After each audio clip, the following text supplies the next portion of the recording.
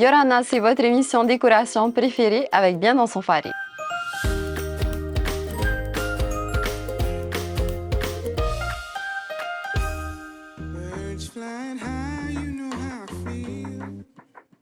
Aujourd'hui, je rejoins Stéphanie et on vous parle de nouvelles tendances et nouvelles matières décoration.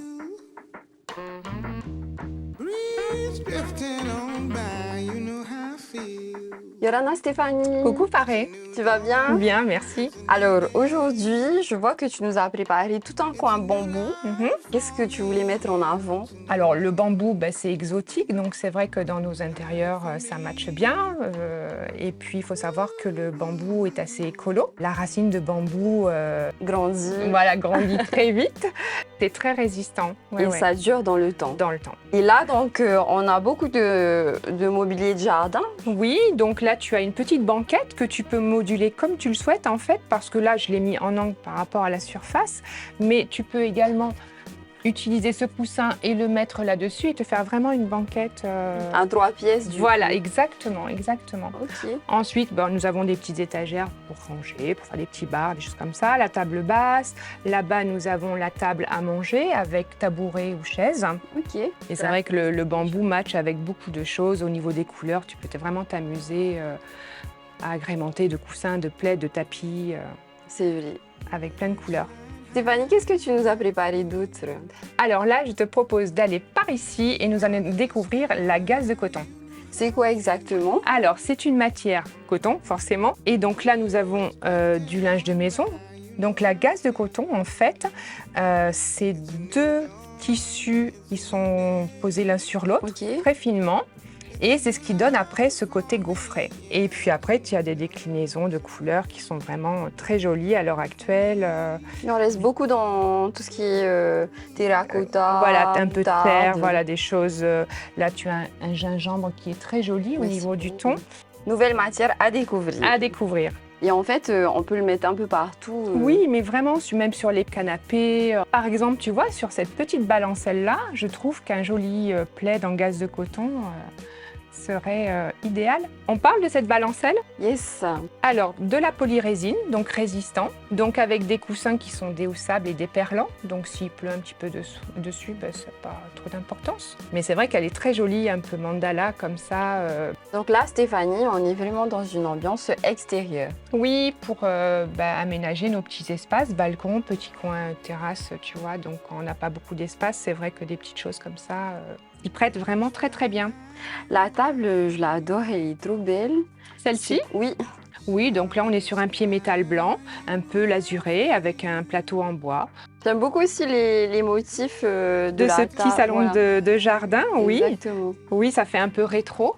Donc on est sur un petit ensemble en métal, donc table, chaise, voilà, pour passer un petit moment à deux. Oui, à deux. À prendre le thé.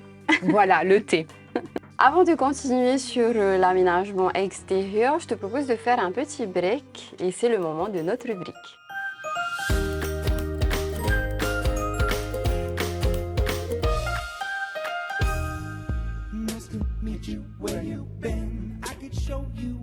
Le mur végétal, ça se définit, c'est de la végétalisation verticale, ce qu'on va dire alternative, ce qu'on va appeler alternative, c'est-à-dire que ce n'est pas un jardin comme on a l'habitude de voir des jardins chez nous, ce sont des jardins qu'on va mettre sur des façades de maisons, à l'intérieur des salons, ou comme ici dans des patios, pour donner une ambiance zen à vos extérieurs.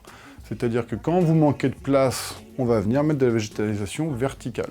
Alors il y a plusieurs procédés, là il faut savoir que l'inventeur du mur végétal s'appelle Patrick Blanc. Patrick Blanc a révolutionné le mur végétal avec un système qui s'appelle la nappe continue. C'est plusieurs nappes de feutre qu'on va venir coller les unes aux autres, qu'on va humidifier, on va poser notre arrosage, on va venir agrafer une deuxième couche de nappe, de feutre horticole, puis une troisième. Dans cette troisième nappe, on va venir faire des petites incisions, on va mettre les plantes dans les incisions et on va agrafer tout ça. Le but c'est que les racines des plantes soient en contact avec la nappe. Pourquoi? Parce que la nappe qui est irriguée, par capillarité, les racines en fait vont récupérer les éléments nutritifs et l'humidité nécessaire. Nous, notre système, c'est un système de modules prémoulés, c'est-à-dire qu'au même titre que la nappe continue, c'est un système de bardage rapporté. On ne vient jamais coller les murs végétaux directement au mur, c'est-à-dire qu'on va laisser une lame d'air entre le mur porteur et la structure du mur végétal, d'accord? Alors nous, nos systèmes, c'est des petits paniers, il y a 2 modes par panier, des petits godets. En fait, on va venir planter 2 petites plantes dans chaque godet, et nos systèmes ont un système de rétention d'eau au fond du bac, ce qui permet aux lacets puis aux racines de venir tremper dans le trop-plein d'eau, si tu veux, et les racines sont toujours dans l'humidité. Si on fait un mur végétal à l'ombre, on va mettre des plantes d'ombre, forcément. Si on fait un mur végétal en plein soleil, on va mettre des plantes de plein soleil. Deuxième règle, on va éviter de mettre des plantes arbustives, ligneuses. Si on commence à mettre des plantes ligneuses avec des troncs, le poids de l'arbuste quand il va se développer risque d'être trop important, ce qui va se passer arrachement, et du coup arrachement de la structure où le végétal va tomber. Bon, chose que l'on ne veut pas, donc on va mettre typiquement des petites plantes, là, comme tu peux voir, hein, il y a du spatophyllum, du aglaonema, du xiphidium, tout ce qui est la famille des apées, vraiment des choses simples que l'on trouve localement. J'insiste bien sur le fait de prendre des plantes locales. On n'importe pas de plantes, d'autre part, c'est la meilleure façon d'introduire des maladies sur le territoire, de dérégler l'écosystème. On ne fait pas. On le fait avec les plantes locales. Si les plantes sont ici, c'est qu'il y a une raison, il faut composer avec.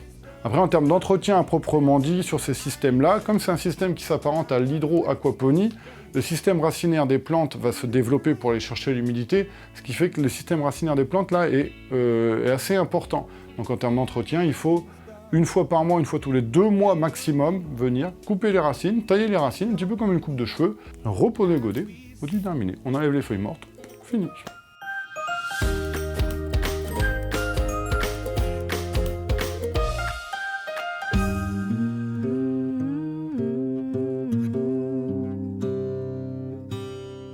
Stéphanie, alors précédemment, on était plus dans des couleurs naturelles, Oui. chaleureuses, et ici, on change totalement Alors de temps. là, je voulais vraiment te présenter ce banc en fer forgé qui est très joli. Tu peux lui mettre de jolies galettes, des coussins, plaids. Je t'invite à t'asseoir si tu veux, pareil. Tu vois, on n'est pas trop mal là. Ah oui, non, on est bien. Tu vois, quand tu as un petit balcon que tu veux vraiment te poser le soir pour discuter de ta journée, ben voilà, on est bien là. C'est vrai. Et puis là, tu as changé vraiment de couleur et tu es plus dans les verts. Voilà. Et là, on a mis voilà, une table avec toujours des matières métal, que ça soit ce vase qui est juste trop beau, chandelier. Alors justement, est-ce que quand tu mets une pièce en métal, est-ce que tu dois suivre forcément les matières? Non, là, je l'ai joué comme ça, mais après, le métal, tu peux l'associer à plein de choses. Avec du bois, voilà, avec du bois, même du bambou, on peut... si c'est fait avec bon goût, forcément, ça sera que joli. Et qu'est-ce que tu peux conseiller comme objet ou comme pièce à mettre en extérieur? Alors, voilà, sur les petits balcons, par exemple, on a ce cendrier que tu peux planter dans un pot de fleurs ou après dans un jardin, forcément. Donc, tu vois, il a 2 pics, donc ça se plante facilement. Et tu as un cendrier pour les fumeurs. Ok, c'est clair, c'est très original. Voilà, Comme c'est la pièce à pièce, avoir. voilà, je trouvais l'objet assez sympa. Oui, c'est vrai. Stéphanie, du coup, on reste dans les objets puisque tu nous as préparé un petit coin. Ouais. On y va, on Allez, va de le curiosité. découvrir. Curiosité, allez.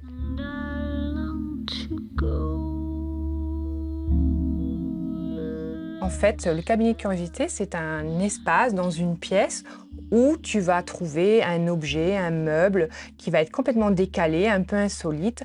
Donc là, en l'occurrence, tu vois, tu as des meubles un peu typés anciens comme ce secrétaire ou bar au choix.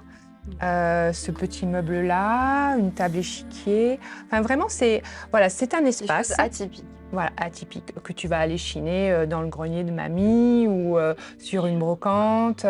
Mais ça peut être aussi des objets neufs, mais qui sont typés. Voilà, tout simplement.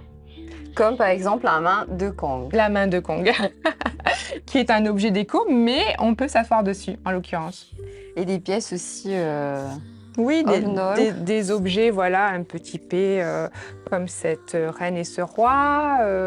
Tu vois, cette loupe qui est un objet ancien, mais qui est toujours au goût du jour. La table horloge. La table horloge qui est juste magnifique et qui vraiment donne l'heure. Et j'ai vu que tu as accumulé plusieurs horloges, dont une où on voit tout le mécanisme. Oui, alors si tu mets des piles, effectivement, ça va tourner. Il y a tout le mécanisme qui se met en route. Et c'est vrai, c'est une belle pièce déco, je trouve. C'est tendance, hein? Oui, les murs d'horloge, les murs de miroirs, toujours au goût du jour. Je vois aussi des statuettes qui sont assez... Oui, assez atypique. Hein. Donc voilà, c'est le colonel avec... Très anglais, je trouve. Aussi, ouais. C'est sûrement ça, très anglais, ouais. Ensuite, nous avons cette jolie table aussi, tu sais, dans un matériau métal cuivré laiton. Et assez typé, je trouve aussi. Ouais, ça fait lentille de télescope. Oui, c'est ça, carrément. Après, nous avons la suspension velours aussi, qui est très jolie. Elle est habillée à l'intérieur de tissu, très jolie. Et ça reste beaucoup, je trouve, dans des meubles assez vieillis. Hein. Oui, oui. C'est un choix. C'est un choix. C'est un choix. Ça va avec le cabinet, style. voilà, c'est le cabinet de curiosité. Voilà, c'est des meubles, des objets un peu anciens, mais qui là, en l'occurrence, sont détournés au goût du jour. Stéphanie, en tout cas, merci pour tous les conseils déco que tu nous as donnés aujourd'hui. Merci à toi, Faré. Et nous, on se retrouve la semaine prochaine. Merci de nous suivre sur les replays de TNTV et sur les réseaux. Nana! Nana.